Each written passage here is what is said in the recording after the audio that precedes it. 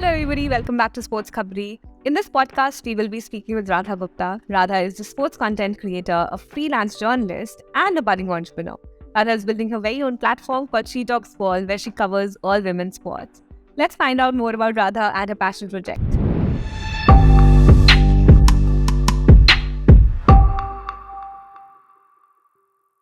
Hi Radha, welcome to SportsKhabri. Thank you for speaking with us today. Thank you so much for having me. I'm excited to chat. Radha, tell us about how did you get into the world of sports? It actually started off when I was about 5 or 6 years old. I just started playing in the building with the boys, whatever it was, right? And then I went to school one day, and where it really kicked off for me was during PE class. I was the only girl playing football in my little skirt, and it felt very normal to me. And the football coach saw me, and he said, "Hey, why don't you come for morning practice?" This is when I was about 10 years old.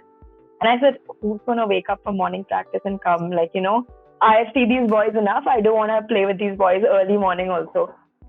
And he was like, no, there's an all girls team. Our school has an under 12 girls team, and you should come and try out for that team. I was like, what do you mean, like an all girls team? And he said, yeah, our school, our team goes and plays against other schools. There'll be people like you who are playing. I said, that's awesome. And the next, I went home. I said, Dad, you need to wake up early, drop me to school.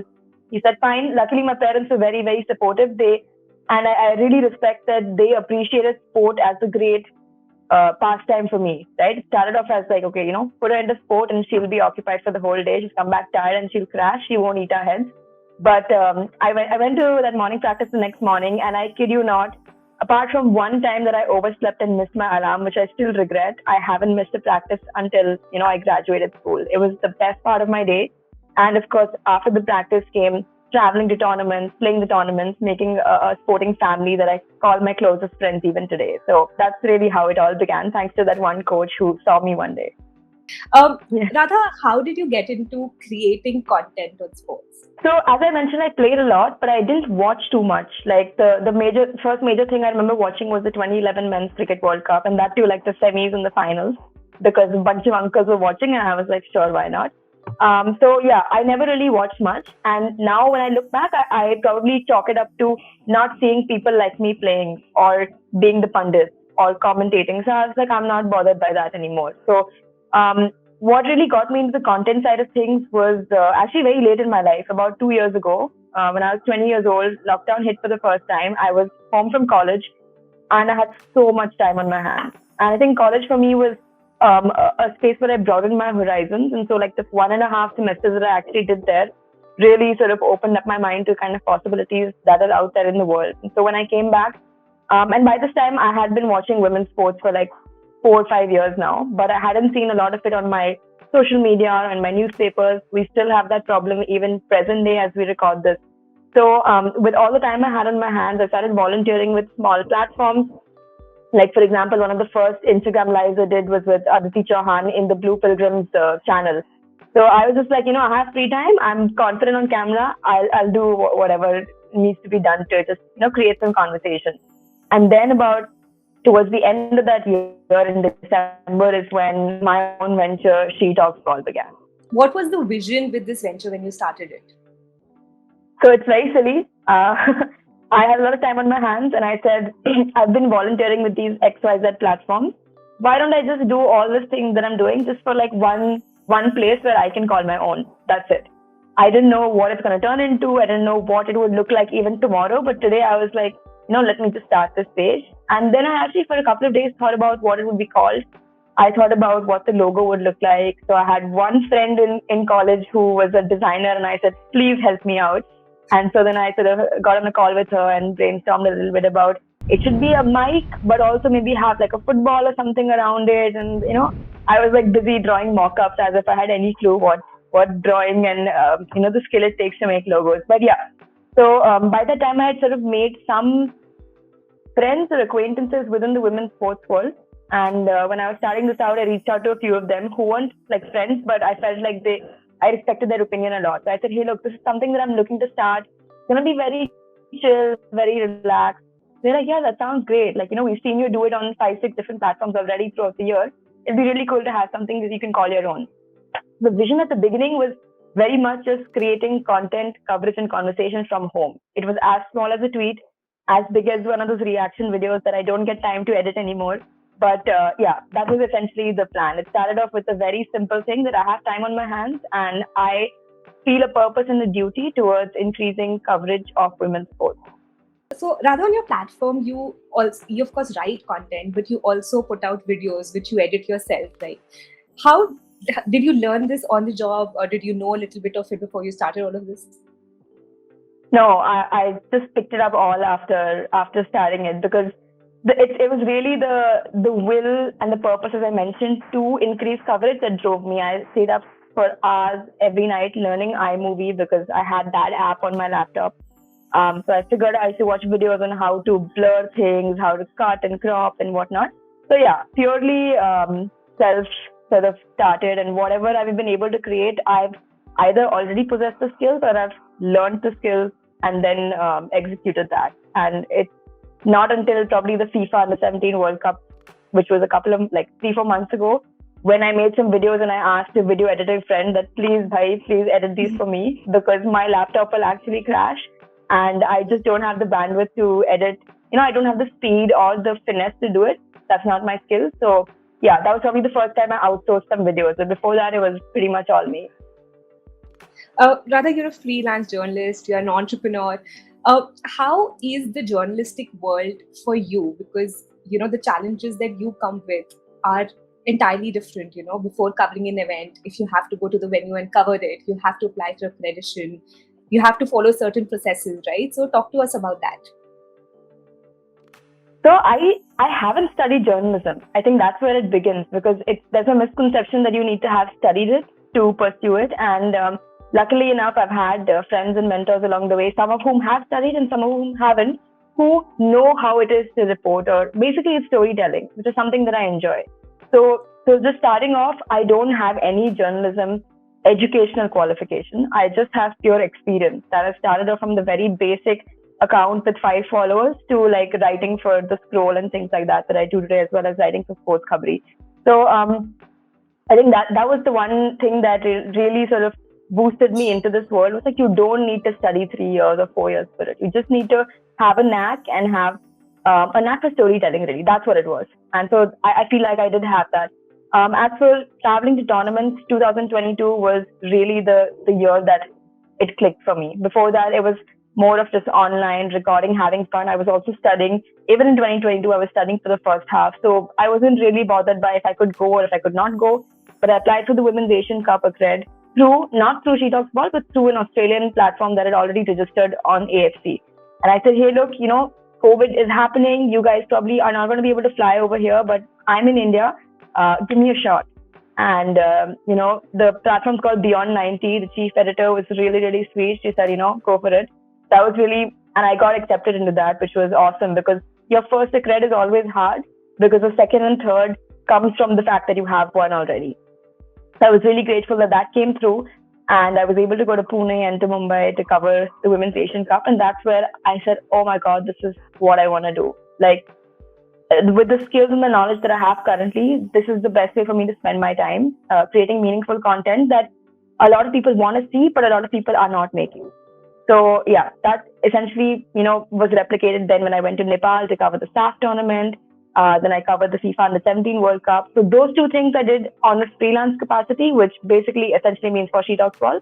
And so that was really special. I think the FIFA Under 17 World Cup especially will be the first major tournament that I covered through She Talks Ball. Always have a special place in my heart. Radha, in every woman's life, especially in the world of sports journalism, there comes a moment when it hits you hard that it's a world where there are mostly all men around us. It's a predominantly male-dominated industry. When did it hit you? I remember one of the tweets that you put out a couple of months back about an experience that you had in a stadium. So when it first hit you, and honestly, there's an age gap of almost 10 years between you and I, and it just breaks my heart that things have not really changed over the last many years, right? So talk to us about that experience and how it has been as a woman covering sports. Yeah, so the simple fact is that I've been one of the handful of women, if not the only one, in the press box every time I've been there. and often one of the younger, like on the younger spectrum of things, of course. So I think that is again like two sides of, if you take the graph, I'm at the women's side and at the young side. So that is something that's very different for me, because you're entering a space where a lot of people don't think like you. They probably haven't had adversities like you have had, or will probably continue to have if things don't continue to change. So I think when it really clicked, I mean, it had clicked for me. It clicked for me when I started covering women's sports. Like, this is something that's gonna cause, it's gonna, gonna really annoy me at times. I'm gonna face people, I'm gonna face situations that really, make my blood boil. But I'm doing it exactly so that that situation doesn't arise for the next person. So, for example, I was in Bhubaneswar and all the India matches were happening there for the FIFA Under 17 World Cup. There were 3 group games. I was there for all 3. And after the third one, since everyone was dispersing back to their cities or to a different venue, people were interacting and networking a little bit. So some gentleman came up to me. I forget what his name was, but he said, "Oh, hi, I'm XYZ from, ABC reporting agency." I said, "Okay, hi, my name's Radha." He said, "Oh, so you follow, do you follow Indian football?" So I said, "Yeah, I actually do." He said, "Oh, even I follow, Indian football." And he started like sort of telling me about what he was. So I said, "Oh, I didn't see you at the first and second match day." So he said, "Oh, yeah, I follow the men. I don't really cover the women." So then I kind of, I told him that you're following Indian men's football, basically, right? That's what you are. So you should probably say that. So that was like a live, walking, breathing example of the default of sport being men's sport.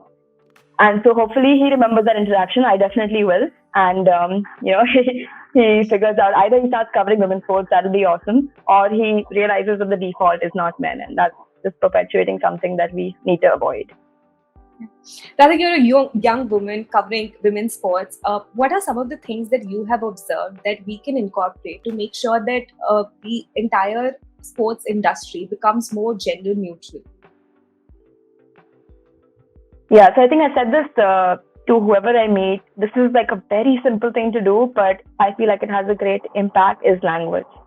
And it just comes down to, I cover sports, but I've never written an article for a woman in my life. And then you're covering men's sports. It's as simple as that, right? So for me, batsman and batter is such a simple change to do. It's so easy, but it really changes the whole perspective of how people perceive the sport and perceive your understanding of the sport. Like a commentator at the highest level saying batsman for a women's game, or just saying batter overall. Don't have to remember 2 words, just remember one. So for me, I really respect them in a different light. I understand that they understand nuances of the sport and the societal, sociological implications that sport is tied into. So for me, if I had to give one, and the easiest one that we can start off with, it would be just language. Be aware of how you're describing sport, how you're reporting on sport, and really just ensure that you're not perpetuating a default that sport equals men's sport. Rather, you do a lot of freelance work, you're building She Talks Ball, and simultaneously you're also pursuing your studies. How do you manage it all? I don't. Sometimes I don't. It's all a bit, for me, I think one of my strengths and my weaknesses is that I'm a bit spontaneous. So sometimes it works out, sometimes it doesn't. Like I just said, oh, staff is happening in Nepal, I'm off. And it was one of the best experiences of my life. So I think, it comes down to prioritization. There's nothing that you can't do if you don't want to do it. Like, I want to study and I want to cover women's sports, and so I'll make it happen. I won't go for my friend's party. I'm fine with that. I'll meet her, I'll meet him another time. So for me, it's about seizing opportunities that come your way. And I truly, truly believe that if you work hard, opportunities do come your way. Like for me, I've just put my head down and worked on She Talks Ball, just not expecting anything, just because it's something I enjoy doing. It's something that I used to miss, like college gatherings to record a video or watch 90 minutes of a match. And then people started recognizing it, right? And then Chelsea came along and said, hey, let's make a series with you. So for me, like those are the real victories for me. And it's very easy to balance it. You have to just be focused. And if you're doing something you love, then you will be doing that, over something you don't love as much. So for me, it's just that simple. Rather, you're a budding entrepreneur. You're building something of your own. And of course, since you're still very young, you've not pursued your MBA. You don't have that formal education to build something of your own yet. So every day there is a lot of learning on the job, right? So how has the experience been like? And what is your vision now for She Talks Ball? How has it changed from when you started it? So I'll answer the second question first. I think the core of my vision remains the same. It is just purely content coverage, conversation of She Talks All of Indian women's sports, global women's sports, whatever I'm aware of, whatever I have knowledge of. Tomorrow, if I learn about hockey and all its nuances, I'll go and cover the Hockey World Cup, right? So for me, coming back to your first question now, is a lot about expanding my knowledge of sports, expanding my understanding of nuances of sociological implications on sport or anthropological implications. Like, because sport is such a crucial part of our lives that it's not just a hobby that we do, right? It's a profession for people. It's a way of livelihood for people. The way that people sustain their families. So, and it's a mode for people to become influential, personalities in a nation or in their state or in their hometown. So for me, sport is just, you're always learning. When I was playing, I was always learning. I constantly tell people that my entire personality has been shaped by sports. I barely read books as a child. Everything I've learned, all my victories and all my failures have come through sports. Most of my friends are people I played sports with, and most of my good qualities that I have are things that I learned through team sports, because that's what I played for a large chunk of my life. So learning comes when you're on the field, it comes when you're off the field. You learn how to deal with situations like, I cover Indian football, when you learn how to sort of interact with people. You learn how to put your point across, not be rude, but still be stern. And you learn how to hold your ground even if you're in a minority, which is something I'm really proud of, because that really is a very concrete way of ensuring that the next person who comes along probably won't be a minority in that. Radha, unfortunately, there are days in this industry where we hear things that kind of bring us down. Sometimes we feel hopeless because no matter how much we write, we do not see that kind of viewership increase. We do not see the change in the system. How do you keep yourself motivated, and how do you keep that hope alive in you? I think for me, it's a very internal motivation. For me, it's just that I know how my life could have been different if I saw those women in a World Cup when I was 11 as opposed to when I was 17. So for me, like, that is such a powerful feeling that I miss, that drives me. And every day, as you mentioned, unfortunately, sometimes it's a case of one step forward and then two steps back when you hear news or things not being dealt properly, no accountability by bodies or individuals, and that really disturbs. It really puts me down, and there's no doubt about it. And the reason it does that to us is because it has such a strong hold on us, right? We have such a complete intertwined passion for this whole universe that we're trying to grow. So it's just dealing with that as you deal with any other setback, and realizing that the goal you're working towards is exactly a world where that happens less often. And I think that's what drives. Rather, one message for all the young women out there who are wanting to make a career in the world of sports. Yeah, the message is simple. The message is that these careers do exist. They happen. You might not have seen too many of them, but know for a fact that they're out there, because it's just a position. It can be occupied by anyone, right? And the fact is that it's being occupied by men more often because of the way that society has come along. But it's for people like you and for me and the people who mentored me when I was starting She Talks Ball Out. I watched videos like this one, and for anybody watching this, reach out to people. I think for me, mentorship has been a huge factor, and not just mentorship, just conversation with people who understood me and were doing something that I wanted to pursue. Maybe today I don't want to do that, but at that point I wanted to, and it helped me get that far, and then from there I could jump to the next ladder, right? So I would say reach out to people. The beauty of the women's sports industry is that they're so approachable. We're still at a stage, I think, right now where we want to hold each other's hands and lift each other up. And that might change, like, when it gets more capitalism and cutthroat, like 30 years down the line. And we'll see that when it comes to that. But the matter of fact right now is that if the next person who walks through this door says, I want to build a bigger and better She Talks Ball, I'm going to say, go for it. I'll give you all the resources I have. So I think, exploit that fact that we're just looking to help each other grow. And yeah, then you'll be good. Thank you so much, Radha. Thank you for speaking with us today. Wish you all the best in your future endeavors, and let's talk soon. Absolutely. Thank you so much for having me.